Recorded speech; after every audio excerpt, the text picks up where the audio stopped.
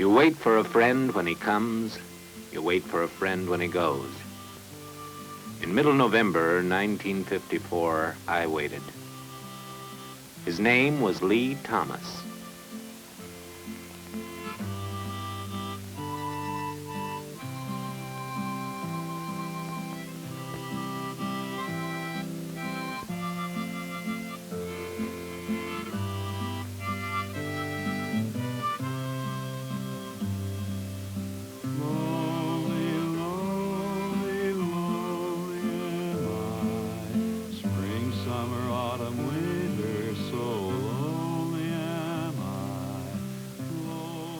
How do you keep a light from going out?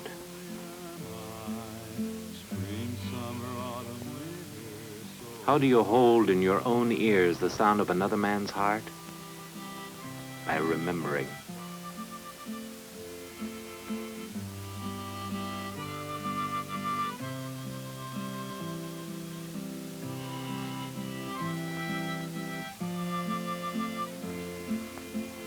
His father and mother were juvenile leads in a third-rate stock company. She pretended he was Barrymore. He pretended she was Sarah Bernhardt. The boy sat and read and waited for them to stop pretending.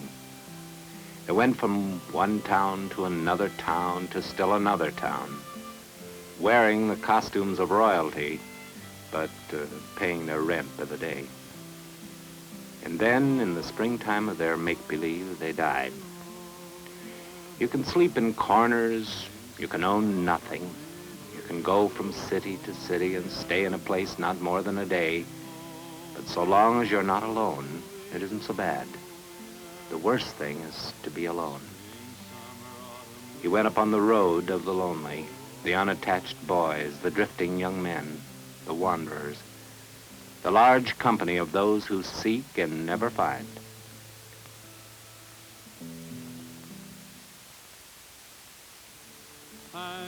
The unskilled can always count on the endless dishes and the endless eating places.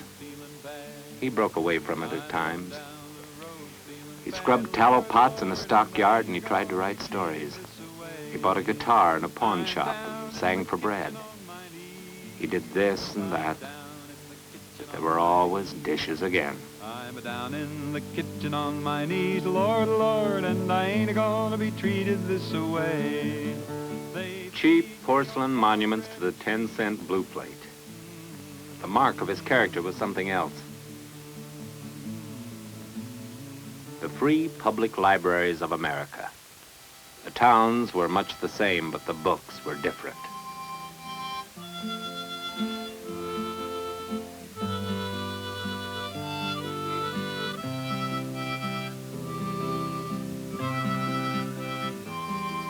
One day, he picked up a telephone. She was the telephone operator. He liked her voice. I met her in the springtime. Years later, after his daughter was born and grown and a nuisance around the house, they asked, what's happening to the new generation? But they belonged to their generation, and he married her because he liked her voice on the telephone.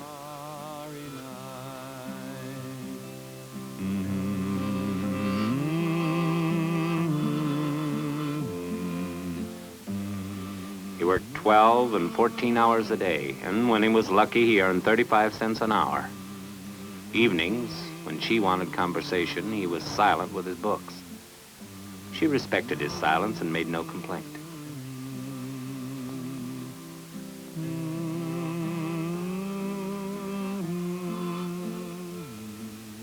There is something which silence cannot cover, to have no skill at anything. To do a little of this and a little of that, to sail off in all directions, to be nothing. It was a humiliation. On a Sunday morning, he saw an idle machine shop, and it came to him that here, in a place like this, he could shape himself. To learn to use a lathe, to work a piece of metal, to plane it down. To be able, when someone would ask his occupation, to answer, I'm a machinist.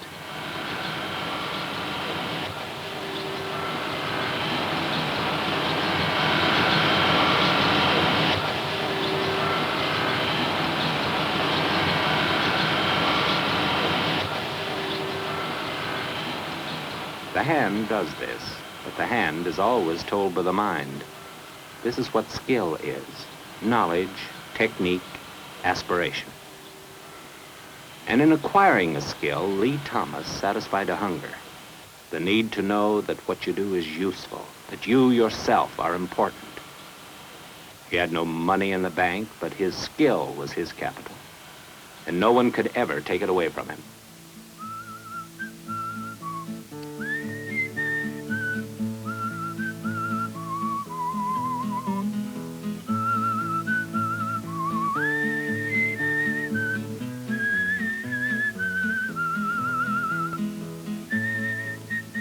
No one, that is, except the plant manager or the shop foreman.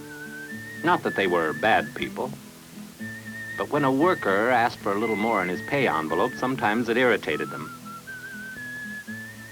A lesson for Lee Thomas.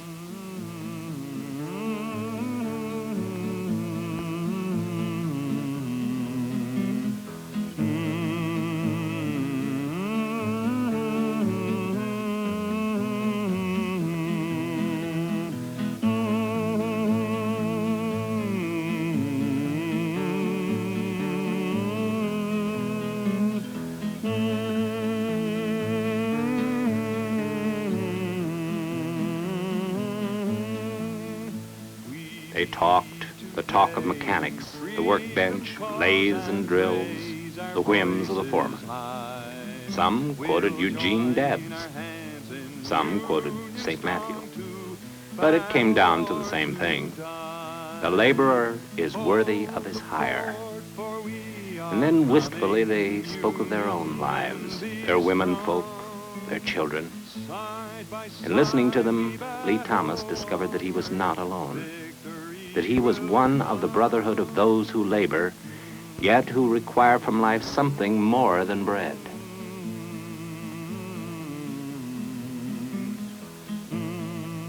Some sign an application, buy a dues stamp, and that's the end of it.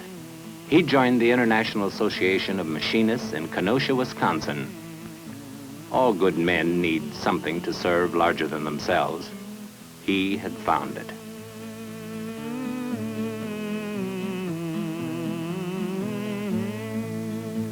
They went back to the shop, not as individuals, but as a union. Banners waving high, reinforcements now appearing. A strike is women and children going hungry. A strike is a man on a picket line. A strike is waste. And yet there are times when there is no choice but to strike, and no future except to win. Victory is not the extra dollar, although this is good, nor is it the reduction of hours, although this too is good. What is very good is the power of brotherhood. The union local was called a lodge. A machinist looked your way and said, "Brother." There was a lump in your throat, and your own happiness now seemed a selfish thing. Out there, beyond the lodge, were machinist and non-union shops. You discovered in yourself a vocation to go to them, to organize them, to bring them into the brotherhood. No one asked you. You weren't doing it for wages. You did it because a boy had once washed dishes and had been alone.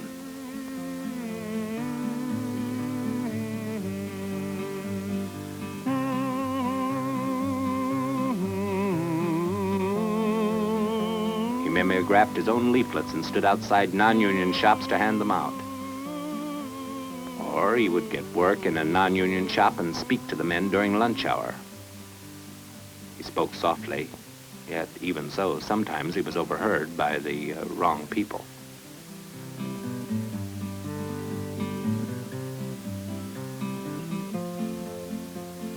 He was lucky. He had a sixth sense that saved him from the reproaches of anti-union employers. But there were fellow organizers who were less fortunate.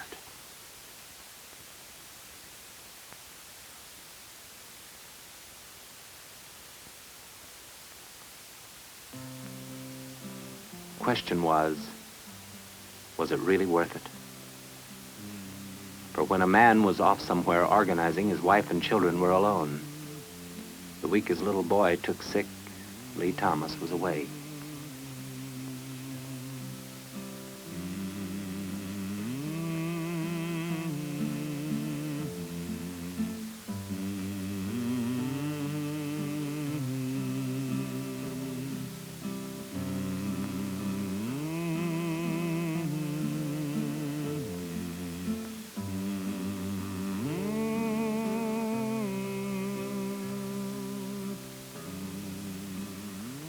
And when his little boy died, Lee Thomas was still away.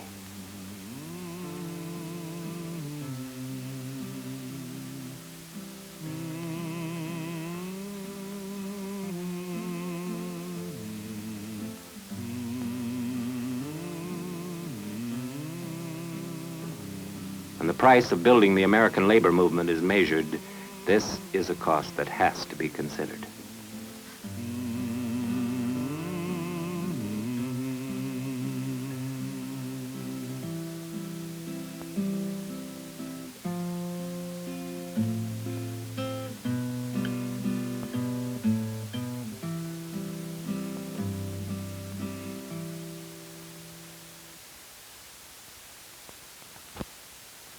And then the Depression came. There's a great divide which separates the American generations, those who remember the Depression and those who do not. Takes a worried man to sing a worried song.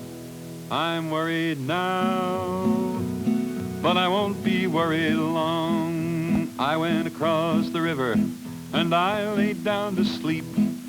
I went across the river and I laid down to sleep. When I woke up, there were shackles on my feet. It takes a worried man to sing a worried song. Takes a worried man to sing a worried song. I'm worried now, but I won't be worried long. I asked that judge, hey, what's gonna be my fine?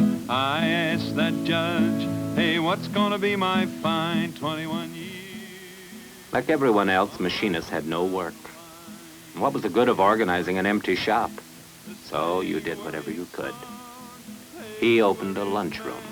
To sing a worried song, I'm worried now, but I won't be worried long.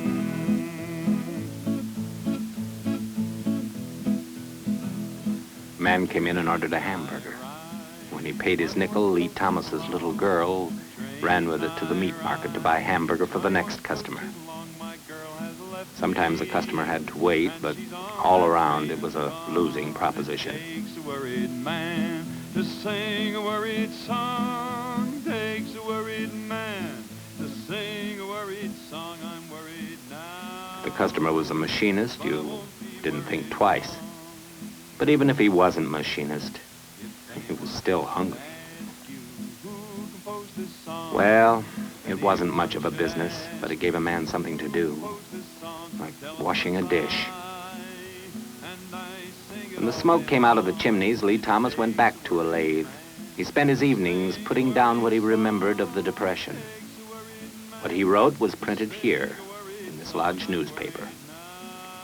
He was a washer of dishes, a journeyman machinist, a trade union organizer. Now he was a writer. For the next 10 years of his life, he always found time to write. Now, but I won't be worried long.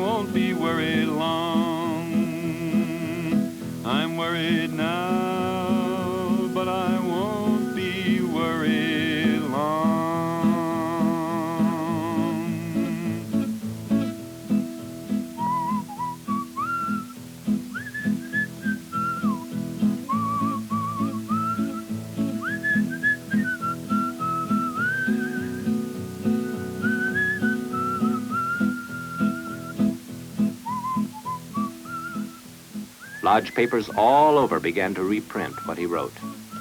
A machinist who wrote for machinists.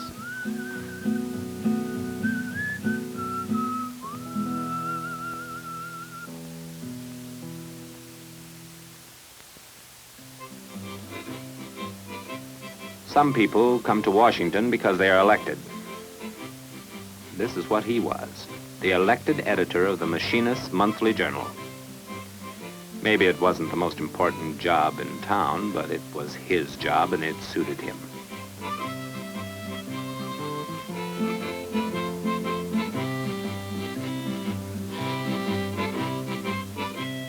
It made him marvel. We are the fortunate ones in the labor movement because we have the happy condition of being paid to do something that we couldn't help doing. 6 months after he became editor, he began a new feature in the journal, The Old Timer. You got your copy of the journal in the mail. And it got so that the first thing you turned to was the back of the magazine. I can't see any need at present for burning anyone at the stake because he believes one way or the other. I disagree with the judgment of extremists on both sides, but see no great and present danger because neither, to my way of thinking, makes much sense. He was friendly, yet somehow he kept to himself. And yet, keeping to himself, he was inseparable from the general membership. And this bond between the machinists and their elected editor produced the unexpected drama of the last year of his life.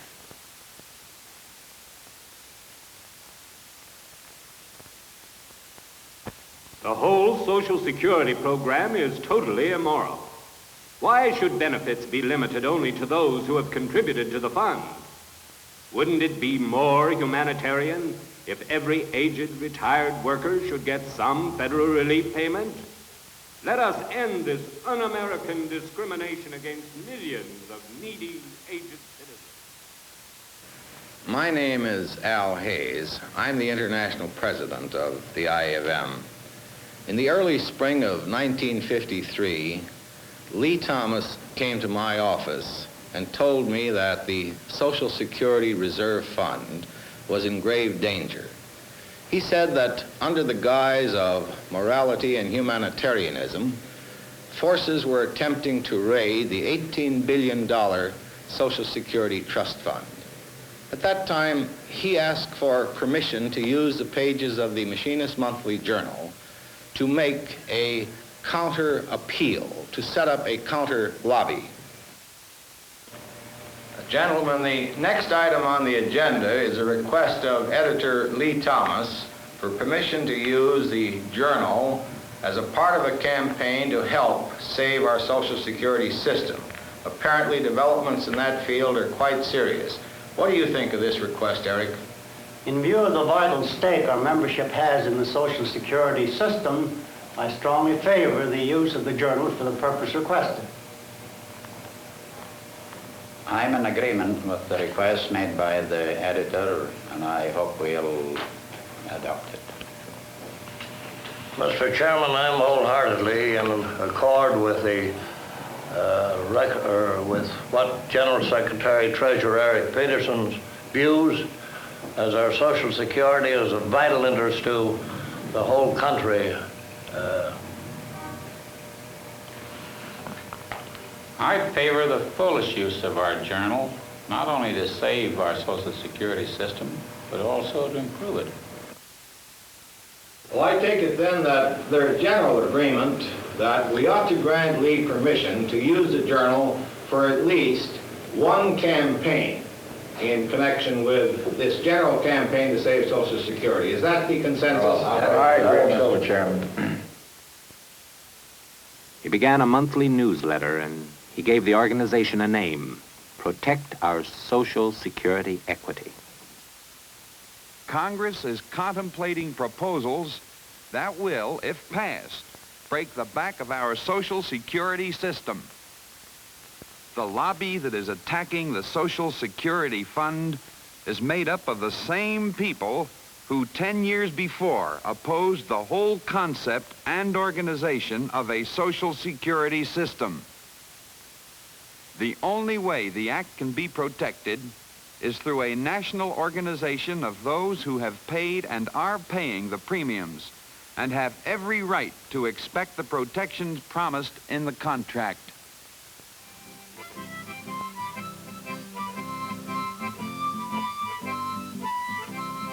He asked if machinists and others would be willing to pay 15 cents a month to such a movement. Down at the bottom of the page was a coupon which said, "Yes, count me in." An advertising promotion go, it wasn't a match for Madison Avenue, but it had his signature. The answers began to come in. Some sent ideas. Some sent $1. One wrote, "My husband is dead. I have very little money. So I send you this 6-cent stamp, and I thank you." The letters came in slowly, but they came in by every mail.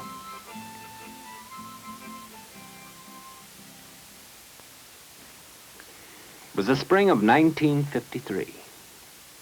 He was sick, and there was a day when he knew that while there was a lot of work, there wasn't going to be much time. All our lives are given for one thing.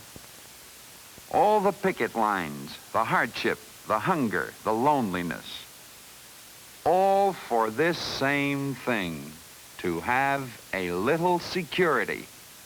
To be able to go to sleep at night and not to worry what the next day will bring. To leave the job each day without fright, and to come back to the job each morning without fright. To stand at a machine with self-respect. To do a job and not to be frightened.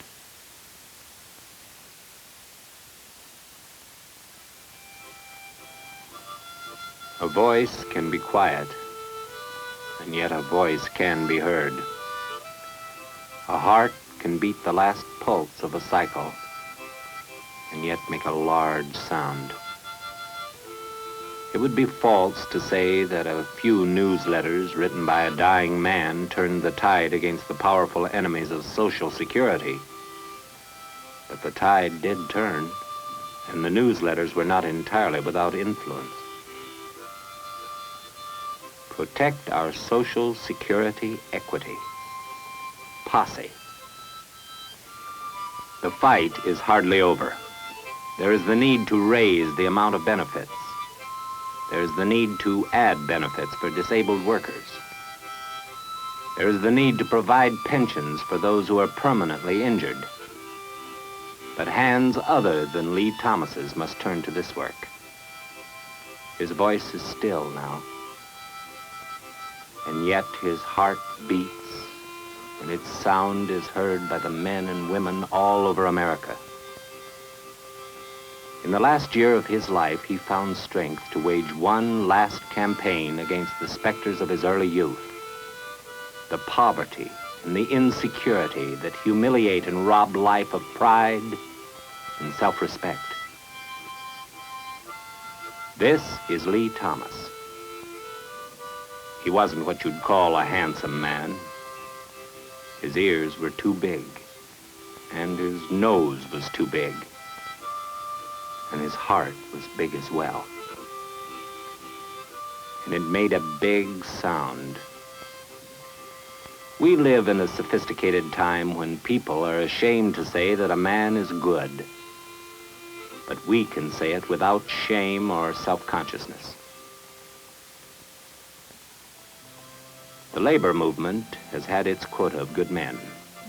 He was one of them. They will tell you that his heart has stopped. But I tell you, listen.